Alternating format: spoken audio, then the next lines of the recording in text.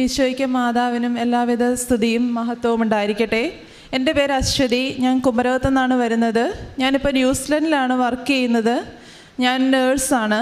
ഞാനിവിടെ ഉടമ്പടി ആദ്യമായിട്ട് എടുത്തത് 2020 അത് ഞാൻ ഓൺലൈനിൽ ഉടമ്പടിയാണ് എടുത്തത്. ആ ഉടമ്പടിയിലൂടെ എനിക്ക് ഒരുപാട് അനുഗ്രഹങ്ങൾ ലഭിച്ചിട്ടുണ്ട്. അതിലൂടെയാണ് ഞാൻ OET പാസ്സായത്. എൻ്റെ കഴിവുകൊണ്ടല്ല ഞാൻ OET പാസ്സായത്. കാരണം ഞാനൊരു മലയാളം മീഡിയം സ്റ്റുഡൻ്റ് ആയിരുന്നു. അപ്പം എനിക്ക് അതിൻ്റേതായ ഒരുപാട് കുറവുകളുണ്ടായിരുന്നു. ഇംഗ്ലീഷ് സംസാരിക്കുന്നതിലും എഴുതുന്നതിലും ഒക്കെ എനിക്ക് ഒരുപാട് കുറവുകളുണ്ടായിരുന്നു. പക്ഷേ ഞാൻ വിശ്വാസത്തോടെ പ്രാർത്ഥിച്ച് എനിക്ക് ഒരുപാട് ഇതായിട്ട് ഫസ്റ്റ് ചാൻസിൽ തന്നെ ഞാൻ എൻ്റെ OET പാസ്സായി. അതിലെൻ്റെ റൈറ്റിംഗ് ഞാൻ പാസ്സായത്. റൈറ്റിങ്ങിന് എനിക്ക് ആദ്യം 290 എനിക്ക് സ്കോർ കിട്ടിയത്. അപ്പോൾ അത് C സ്കോറാണ്. അതൊരു കൺട്രിയിലും അക്സെപ്റ്റ് ചെയ്യുന്നൊരു സ്കോറല്ല. പക്ഷേ ഞാൻ മാതാവിനോട് കൃത്യമായിട്ട് പ്രാർത്ഥിച്ച് വിശ്വസിച്ച് ഞാൻ മുന്നോട്ട് പോയി. റീവാലുവേഷൻ ഞാൻ കൊടുത്തു. ആ റീവാലുവേഷൻ വഴി 290 എന്നുള്ള എൻ്റെ സ്കോർ 350 എനിക്ക് മാതാവ് ഉയർത്തി തന്നു. അതെൻ്റെ കഴിവല്ല. കാരണം ഞാൻ എക്സാം എഴുതി, എനിക്കറിയാം ഞാൻ എന്താണ് ആ പേപ്പറിൽ എഴുതിയതെന്നും ഞാൻ എഴുതിയത് മുഴുവൻ തെറ്റാണെന്നും എനിക്കറിയാം. ഞാൻ വായിച്ച് പിന്നെയും തിരുത്തി, അങ്ങനെ ഒരുപാട് തെറ്റുകളാണ് ഞാൻ ആ പേപ്പറിൽ എഴുതിയിരുന്നത്. പക്ഷേ എന്നിട്ടും ഞാൻ വിശ്വാസത്തോടെ പ്രാർത്ഥിച്ചപ്പോൾ എനിക്ക് മാതാവ് അത് നേടിത്തന്നു. അങ്ങനെ ആ OET ഞാൻ ഫസ്റ്റ് ചാൻസിൽ തന്നെ പാസ്സായി. എനിക്കതിൽ നിന്ന് UK സ്കോറ് കിട്ടി. ഞാനപ്പോൾ UK പോകാമെന്ന് വിശ്വസിച്ച് ഞാൻ ആ പ്രോസസ്സിംഗ് ഒക്കെ തുടങ്ങി. പക്ഷേ എൻ്റെ മാതാവിൻ്റെ പദ്ധതി അതൊന്നും അല്ലായിരുന്നു എന്നെപ്പറ്റി. ഞാൻ UK പ്രോസസ്സിംഗ് ഒക്കെ ചെയ്തു. ഞാൻ സൗദിയിൽ വർക്ക് ചെയ്തുകൊണ്ടിരിക്കുമ്പോൾ അത് ചെയ്യുന്നത്. എന്നിട്ട് ഞാൻ അവിടുന്ന് തന്നെ റിസൈൻ ചെയ്ത് 2022 നാട്ടിൽ വന്നു. അപ്പം ഞാൻ ആ പ്രോസസ്സിങ്ങിൻ്റെ കണ്ടിന്യൂ ചെയ്തുകൊണ്ടിരുന്നപ്പം നാട്ടിൽ വന്ന സമയത്ത് ആദ്യ മാസം തന്നെ ഞാൻ പ്രഗ്നൻ്റായി. അപ്പം ഇതെൻ്റെ പദ്ധതിയിലുള്ള കാര്യമല്ല. കാരണം മാതാവാണ് എനിക്ക് ആ ഒരു ഇത് തന്നത്. കാരണം മാതാവ് എനിക്ക് അപ്പോൾ ഒരു കുഞ്ഞിനെ തരണം എന്ന് ആഗ്രഹിച്ചു. ഞാനങ്ങനെ പ്രഗ്നൻ്റായി. അപ്പോൾ എന്നോട് എല്ലാവരും പറഞ്ഞു, ഒരു UK പോകാനുള്ള ചാൻസ് ആഗ്രഹിച്ച് ഒരുപാട് പേര് നടക്കുന്നുണ്ട്, നിനക്കത് കിട്ടി. പക്ഷേ നീ ഒരു കുഞ്ഞിന് വേണ്ടിയിട്ട് ആ ചാൻസ് എന്തിനാണ് നഷ്ടപ്പെടുത്തുന്നത്? അബോർഷൻ ചെയ്യുക, വേണ്ട ഈ കുഞ്ഞിനെ. അങ്ങനെ പലരും എന്നോട് പല കാര്യങ്ങളും പറഞ്ഞു. പക്ഷെ ഞാൻ ഓർത്ത് എനിക്ക് മാതാവ് തന്നതാണ്. എനിക്ക് UK ഇനിയും പോകാം, എനിക്ക് ദൈവം ആയുസ് തരും. പക്ഷെ എനിക്ക് ഇനി ഒരു കുഞ്ഞിനെ ചിലപ്പോൾ ദൈവം തന്നില്ലെങ്കിലോ എന്നോർത്ത് ഞാൻ ആ കുഞ്ഞിന് വേണ്ടി തന്നെ മുന്നോട്ട് പോയി. ഞാൻ എന്നിട്ട് മാതാവിന് ഉടമ്പടിയിൽ വെച്ച് ഞാൻ പ്രാർത്ഥിച്ചു, എനിക്കൊരു ആൺകുഞ്ഞിനെ വേണം. കാരണം എനിക്ക് മൂത്തതൊരു പെൺകുഞ്ഞാണ്, അത് രണ്ടാമതൊരു ആൺകുഞ്ഞ് വേണമെന്ന് ഞാൻ പ്രാർത്ഥിച്ചു. അതുപോലെ തന്നെ എനിക്കൊരു ആൺകുഞ്ഞുണ്ടായി. അപ്പോൾ ഇതിനിടയ്ക്ക് എനിക്ക് ഈ UK പ്രോസസ്സിങ്ങിൽ അവർ ഏജൻസിക്കാർ വിളിച്ചിട്ട് എന്നോട് പറഞ്ഞു, ഇനി UK പ്രോസസ്സിങ് ചെയ്യാൻ സാധിക്കില്ല, കാരണം പ്രഗ്നൻ്റ് ആണ്. അപ്പോൾ അങ്ങനെ അവിടെ പോകത്തില്ല. അപ്പോൾ എൻ്റെ സ്കോർ എക്സ്പയർ ആയി പോവും. അപ്പോൾ അതിനു മുമ്പ് നീ വേണമെങ്കിൽ നിനക്ക് വേറെ എന്തെങ്കിലും തീരുമാനം. അവരും എന്നോട് പറയാതെ പറഞ്ഞത്, ഇത് അബോർഷൻ ചെയ്യുമോ അല്ലെങ്കിൽ നിനക്ക് വേണ്ടെന്ന് വെക്കുമോ, എന്തെങ്കിലും ചെയ്തിട്ട് നീ പോവുക എന്നുള്ള രീതിയിലാണ് അവരും എന്നോട് പറഞ്ഞത്. പക്ഷെ ഞാനത് മുന്നോട്ട് പോയില്ല. ഞാൻ എൻ്റെ കുഞ്ഞിനെ പ്രസവിച്ചു. അത് കഴിഞ്ഞ് അതിനു മുമ്പ് തന്നെ എനിക്ക് ന്യൂസിലൻഡ് എന്നുള്ളൊരു ഇത് മാതാവ് എൻ്റെ മുന്നിൽ കാണിച്ചു തന്നു. അപ്പം ഞാൻ ന്യൂസിലൻഡിൻ്റെ പ്രോസസ്സിങ് ചെയ്യാൻ തുടങ്ങി. അതിനിടയ്ക്ക് സൗദിയിൽ നിന്ന് ഞാൻ റിസൈൻ ചെയ്ത് വരുമ്പം നിങ്ങൾക്കൊക്കെ അറിയാമായിരിക്കും. കാരണം സൗദിയിൽ നിന്നൊക്കെ നമ്മൾ പോരുമ്പോൾ അവിടെ PF മണി നമുക്ക് കിട്ടാനുണ്ട്. അപ്പോൾ അത് നമ്മൾ ആരുടെയും പേരിൽ എഴുതി കൊടുത്തിട്ടാണ് നമ്മളവിടെ നിന്ന് പോരുന്നത്. അപ്പോൾ എനിക്ക് അവിടെ ഒന്ന് തിരിച്ചു വന്നു കഴിഞ്ഞപ്പം ആദ്യം എനിക്ക് കുറച്ച് പൈസ എൻ്റെ അക്കൗണ്ടിൽ കിട്ടി. അതൊരുപാട് പ്രോസസ്സ് ചെയ്തിട്ടാണ് എനിക്ക് കിട്ടിയത്. അപ്പം ഞാനത് കിട്ടിക്കഴിഞ്ഞപ്പോൾ എനിക്കത് മുഴുവൻ പൈസയും കിട്ടിയില്ല. ബാക്കി പൈസ കിട്ടാനായിട്ട് ഒരുപാട് ബുദ്ധിമുട്ടുകൾ. ഞാൻ അന്നേരം സാമ്പത്തികമായിട്ട് ഒരുപാട് ബുദ്ധിമുട്ട് അനുഭവിക്കുക. കാരണം എനിക്ക് ന്യൂസിലൻഡിൽ പോകണമെങ്കിൽ ഒരു 10-18 ലക്ഷം രൂപയുടെയും എനിക്ക് തികയില്ല. അപ്പം എനിക്ക് അങ്ങനെ സാമ്പത്തിക ചുറ്റുപാടൊന്നും ഒരുപാടുള്ള ഒരാളല്ല. ഞങ്ങൾ അന്നത്തേക്ക് ഉള്ള അധ്വാനിച്ച് ജീവിക്കുന്ന വീട്ടുകാരും അങ്ങനെയുള്ള സാഹചര്യത്തിലുള്ളവരുമാണ്. അപ്പം ഞാനിങ്ങനെയൊക്കെ പ്രാർത്ഥിച്ചുകൊണ്ടിരുന്നു. പക്ഷേ എനിക്ക് ആദ്യം കിട്ടിയ പൈസ എനിക്ക് ഒന്നിനും തികയില്ലായിരുന്നു. ഞാനിവിടെ വന്ന് പൈസ കിട്ടിയ പിറ്റേ ദിവസം ഞാൻ ഓടി ഇവിടെ മാതാവിൻ്റെ അടുത്താണ് വന്നത്. ഞാൻ എന്നിട്ട് കരഞ്ഞു നിന്ന് പ്രാർത്ഥിച്ചു, മാതാവ് നിൻ്റെ ഹിതം എന്താണോ അതുപോലെ നടക്കട്ടെ. പക്ഷെ ഞാനൊരു കഷ്ടപ്പെട്ട് ഒരുപാട് പണിയെടുത്ത പൈസയാണ്, പക്ഷെ അത് നഷ്ടപ്പെടാൻ ഇടയാകരുതെന്ന് ഞാൻ പ്രാർത്ഥിച്ചു.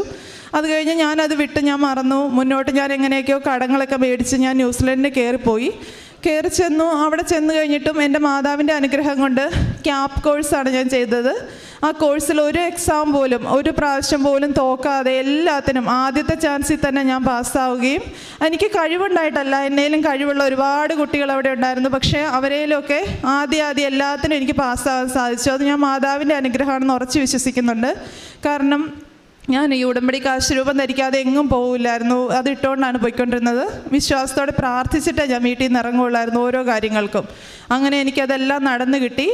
അത് കഴിഞ്ഞ് ഞാനിങ്ങനെ പ്രതീക്ഷിക്കാതിരിക്കുന്ന ഒരു സമയത്ത് എൻ്റെ സൗദിയിലെ ഞാൻ ഈ പേപ്പർ കൊടുത്ത ഫ്രണ്ട് എന്നെ വിളിച്ചിട്ട് പറഞ്ഞു, അശ്വതിയുടെ പൈസ വന്നിട്ടുണ്ട്, അത് മുഴുവൻ വന്ന് ആ ചേച്ചിയുടെ അക്കൗണ്ടിൽ വന്നു, ആ ചേച്ചി എനിക്കത് ഇട്ട് തന്നു. അതെനിക്ക് അതുപോലെ തന്നെ ബുദ്ധിമുട്ടായിരുന്നൊരു സമയത്ത്, ഞാൻ ജോലി ഇല്ലാതിരിക്കുന്ന സമയത്താണ് എനിക്ക് ബാക്കി പൈസ എൻ്റെ മാതാവ് എനിക്ക് മേടിച്ചു തന്നത്. അപ്പം മാതാവിനറിയാം ഉചിതമായ സമയം ഏതാണെന്നും നമുക്ക് എപ്പോഴാണത് ആവശ്യമെന്ന് അറിയുന്ന മാതാവ് അത് കറക്റ്റ് സമയത്ത് എനിക്ക് ചെയ്തു തന്നു.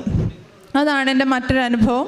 പിന്നെ അതുപോലെ തന്നെ എൻ്റെ OET ഡേറ്റ് തീരുന്നതിന് മുമ്പ് എനിക്ക് അവിടെ കയറി പോകാൻ സാധിച്ചത്, ന്യൂസിലൻഡിൽ പോകാൻ സാധിച്ച ഒരു വലിയ അനുഗ്രഹമാണ്. അവിടെ ചെന്ന ശേഷം എല്ലാ എക്സാം പാസ്സായി. പിന്നെ എനിക്ക് വർക്ക് വിസയ്ക്ക് ഇടുന്ന സമയത്ത് ഞാൻ ശനിയാഴ്ചയാണ് വർക്ക് വിസയ്ക്ക് ഇടുന്നത്. അപ്പോൾ എനിക്കാണ് ആദ്യം ഇവിടെ ഇൻ്റർവ്യൂ ഒക്കെ അറ്റൻഡ് ചെയ്ത് ജോലി കിട്ടി. അത് കഴിഞ്ഞ് വർക്ക് വിസയ്ക്ക് ഇടുന്നത് ഞാൻ ശനിയാഴ്ച ഉച്ചയ്ക്ക് മാതാവിൻ്റെ മുമ്പിൽ മുട്ടുകുത്തിന്ന് പ്രാർത്ഥിച്ചിട്ടാണ് ഞാനൊരു വിസയ്ക്ക് അപ്ലൈ ചെയ്യുന്നത്. അപ്പം ശനിയാഴ്ച എന്ന് പറഞ്ഞാൽ ഒരു അവധി ദിവസമാണ്.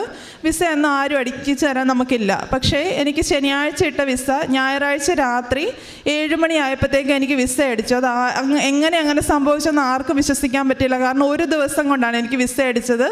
അത്രയും പെട്ടെന്ന് എനിക്ക് വിസ അടിച്ചു തന്നതും അത് മാതാവാണെന്ന് ഞാൻ ഉറച്ചു വിശ്വസിക്കുന്നുണ്ട്. കാരണം ഞാൻ അത്രത്തോളം മാതാവിനോട് പ്രാർത്ഥിച്ച് ഞാൻ മാതാവിനോട് പറഞ്ഞു, മാതാവേ, മനുഷ്യരല്ല എനിക്ക് വേണ്ടി വിസ അടിക്കേണ്ടത്, നീയാണ് എനിക്ക് വേണ്ടി വിസ അടിക്കേണ്ടതെന്ന് ഞാൻ വിശ്വസിച്ച് പ്രാർത്ഥിച്ചു. അതുപോലെ തന്നെ ഒരു ദിവസം കൊണ്ട് എനിക്ക് വിസ അടിച്ചു. ഞങ്ങൾ ആ ക്യാപ്പ് പഠിച്ചതിൽ ഏറ്റവും ആദ്യം എനിക്ക് ജോലിക്ക് കയറാൻ സാധിച്ചു. അങ്ങനെ എൻ്റെ കഴിവ് കൊണ്ടല്ല ഇതൊന്നും സംഭവിച്ചത്. കാരണം ഞാൻ ഒരുപാട് പാപിയാണ്, എനിക്കങ്ങനെ കഴിവുകളൊന്നുമില്ല. പക്ഷേ എൻ്റെ മാതാവിൻ്റെ അനുഗ്രഹം കൊണ്ട് എനിക്കതെല്ലാം സാധിച്ചു തന്നു. പിന്നെ എൻ്റെ മോനുണ്ടായത്, അങ്ങനെ ജീവിതത്തിലെ ഒരുപാട് കാര്യങ്ങൾ. ഇപ്പം ഞാൻ എൻ്റെ കുഞ്ഞുങ്ങളെയും കൊണ്ട് എൻ്റെ ഹസ്ബൻഡിനെയും കൊണ്ട് ഒരുമിച്ച് പോകാനായിട്ട് ആഗ്രഹിച്ചാണ് ലീവിന് വന്നിരിക്കുന്നത്. ഇവരെ വിസ ആയിട്ടില്ല. പക്ഷെ ഞാൻ വിശ്വസിക്കുന്നുണ്ട് എൻ്റെ മാതാവ് അതും എനിക്ക് നടത്തി തരുമെന്ന്. കാരണം ഞാൻ മാതാവിനെ ഒരുപോലെ വിശ്വസിക്കുന്നുണ്ട്. ഞാനൊരു ഹിന്ദുവാണ്. അപ്പം എനിക്ക് അതിൻ്റേതായ പ്രാർത്ഥനയുടെ കാര്യങ്ങളൊന്നും ആദ്യം അറിയത്തില്ലായിരുന്നു. പക്ഷെ ഞാനിപ്പോൾ നന്നായിട്ട് പ്രാർത്ഥിക്കുന്നുണ്ട്. ദിവസവും പ്രാർത്ഥിക്കും, കൊന്ത ചൊല്ലി പ്രാർത്ഥിക്കും, പിന്നെ ബൈബിള് വായിക്കും. ഞാൻ ന്യൂസിലൻഡിലായിരുന്ന സമയത്ത് ഒരിക്കൽ പോലും ഞാൻ വിശുദ്ധ കുർബാന മുടക്കിയിട്ടില്ല. എനിക്ക് അടുത്ത പള്ളിയുണ്ട്. പള്ളിയിൽ പോയി എല്ലാ ആഴ്ചയിലും ഞാൻ വിശുദ്ധ കുർബാന കൂടും. എനിക്ക് കുർബാന സ്വീകരിക്കാൻ പറ്റില്ല. പക്ഷെ ഞാൻ ആ സമയത്ത് മുട്ടുകുത്തിയെന്ന് ഞാൻ ഈശോയോട് പ്രാർത്ഥിക്കും. കാരണം ഞാനിവിടെ വിജയകുമാർ ബ്രദറൊക്കെ പറഞ്ഞു കേട്ടിട്ടുണ്ട്. കാരണം അവരെല്ലാവരും ഹിന്ദുക്കളായിരുന്ന സമയത്ത് അവർ ഈശോയോട് പറയാറുണ്ട്, ഈശോയെ നിന്നെ സ്വീകരിക്കാൻ എനിക്ക് സാധിക്കില്ല, പക്ഷേ എന്നെ ഒരു പട്ടിയെ പോലെ നീ കരുതി, ഞാൻ അവിടെ മുട്ടുകൂട്ടിയെന്ന് പ്രാർത്ഥിക്കും. ഈശോയെ നീ അതുപോലെ കരുതി, ഞാൻ അപ്പത്തിൻ്റെ ഒരു തരി വീഴുന്നതാണെങ്കിലും അതെങ്കിലും എനിക്ക് എൻ്റെ ഉള്ളിലേക്ക് ചെല്ലണേന്ന് പ്രാർത്ഥിച്ചിട്ടുണ്ട്. കാരണം എൻ്റെ ഏറ്റവും വലിയ ആഗ്രഹമാണ് വിശുദ്ധ കുർബാന എനിക്ക് മരിക്കുന്നതിന് മുമ്പ് സ്വീകരിക്കണമെന്ന് വലിയ ആഗ്രഹമാണ്. പക്ഷെ നടക്കുമെന്ന് എനിക്കറിയത്തില്ല. കാരണം എൻ്റെ ഭർത്താവിൻ്റെ വീട്ടുകാർ അവരെല്ലാവരും സമ്മതിച്ചാലേ എനിക്കത് ചെയ്യാൻ പറ്റുള്ളൂ. അങ്ങനെയുള്ള കാര്യങ്ങളാണ്. പിന്നെ എൻ്റെ ജീവിതത്തിൽ ഇപ്പോൾ ഇതുവരെ നടന്നിട്ടുള്ള എല്ലാ അനുഗ്രഹങ്ങൾക്കും ഞാൻ മാതാവിന് നന്ദി പറയുവാണ്. പിന്നെ ഞാൻ പ്രേക്ഷിത പ്രവർത്തനം ചെയ്യുന്നത്, ഞാൻ ഇവിടുത്തെ ഉടമ്പടി സാക്ഷ്യങ്ങളെല്ലാം എൻ്റെ വാട്സപ്പിലൂടെ ഷെയർ ചെയ്ത് മറ്റുള്ളവർക്ക് കൊടുക്കും, മറ്റുള്ളവർക്ക് വേണ്ടി പ്രാർത്ഥിക്കുന്നുണ്ട്. പിന്നെ അതുപോലെ തന്നെ എൻ്റെ വീടിനടുത്ത് തന്നെ വയ്യാത്ത കുഞ്ഞുങ്ങളുള്ള സ്ഥലമുണ്ട്. അവിടെ പോയി ഞാൻ അവർക്ക് വേണ്ടിയിട്ട് അവർക്ക് എന്താണ് ആവശ്യം എന്ന് പറഞ്ഞാൽ അവർക്ക് പൈസയാണ് ആവശ്യം എന്ന് അവരെന്നോട് വന്ന് ഡ്രസ്സ് മേടിക്കാനൊക്കെ. അപ്പോൾ അതാണ് ഞാൻ കൊടുത്തത്. പിന്നെ എന്നെക്കൊണ്ടാവുന്ന പോലെ മറ്റുള്ളവരെ സഹായിക്കാനായിട്ട് ഞാൻ സന്നദ്ധയാണ്. അതുപോലെ പേപ്പർ ഞാൻ ആദ്യം പോയപ്പോൾ ന്യൂസിലൻഡിൽ ഇംഗ്ലീഷിൻ്റെ പേപ്പറാണ് ഇവിടുന്ന് ഞാൻ മേടിച്ചുകൊണ്ട് പോയത്. അപ്പോൾ ആ പേപ്പർ ഞാൻ അവിടെ എല്ലാ വീടുകളിലും നടന്ന് കൊടുത്തിരുന്നു. പിന്നെ ഇപ്രാവശ്യം ഞാൻ വന്നപ്പം ഞാൻ ഉടമ്പടി പുതുക്കി. ഇപ്പം 4ാമത്തെ പ്രാവശ്യമാണ് ഞാൻ ഉടമ്പടി പുതുക്കിയത്. 2022 ഞാൻ ഇവിടെ വന്ന് ഉടമ്പടി എടുത്തത്. അങ്ങനെ എൻ്റെ ജീവിതത്തിലുണ്ടായിട്ടുള്ള എല്ലാ അനുഗ്രഹങ്ങൾക്കും മാതാവിനും ഈശോയ്ക്കും ഞാൻ 1000 നന്ദി പറയുന്നു. പരിശുദ്ധ അമ്മയുടെ മധ്യസ്ഥതയിൽ ലഭിച്ച വ്യക്തിപരമായിട്ടുള്ള അനുഭവങ്ങളാണ് ഇപ്പം സാക്ഷ്യമായിട്ട് പറഞ്ഞത്. ഏറെ പ്രത്യേകിച്ച് ഉടമ്പടിയിലെ കാര്യങ്ങളൊക്കെ വ്യക്തമായിട്ട് ചെയ്യാനായിട്ടുള്ളൊരു ശ്രമം ഉണ്ട് എന്നുള്ളതും, ഒരു പക്ഷേ ഉടമ്പടിയിൽ പറഞ്ഞിട്ടുള്ള കാര്യങ്ങൾക്കും അപ്പുറം കുറേയേറെ കാര്യങ്ങൾ വ്യക്തിപരമായിട്ട് ചെയ്യാനായിട്ടുള്ളൊരു ബോധ്യവും, ഒരു പക്ഷേ ഈശോയോടും മാതാവിനോടുള്ളൊരു സ്നേഹവും അടുപ്പവും ഒക്കെ സംസാരിക്കുമ്പോൾ തന്നെ വ്യക്തമാണ്. ഏറെ പ്രത്യേകിച്ച് അവിടെ ആയിരിക്കുന്ന സമയത്ത് വിശുദ്ധ ബലി മുടക്കിയിട്ടില്ല എന്ന് ക്രൈസ്തവരായിട്ടുള്ളവർ ഇവിടെ ആദ്യം അങ്ങനെയല്ല, ഒരുപാട് സാക്ഷ്യങ്ങൾ ആവർത്തിക്കപ്പെടുന്നൊരു കാര്യമാണിത്. അപ്പം ഇങ്ങനെ വിശുദ്ധ ബലിക്കൊരു കൃപയും ശക്തിയും ഉണ്ടെന്ന് ഒരുപക്ഷെ ക്രിസ്തീയ വിശ്വാസത്തിൽ ജീവിക്കുന്നവരുടെ കയ്യിൽ അക്രൈസ്തവരായിട്ടുള്ളവർ പഠിപ്പിച്ചും സാക്ഷ്യപ്പെടുത്തുകയും ചെയ്യുന്ന ഒരു വലിയൊരു അൾത്താരയും കൂടിയാണിത്.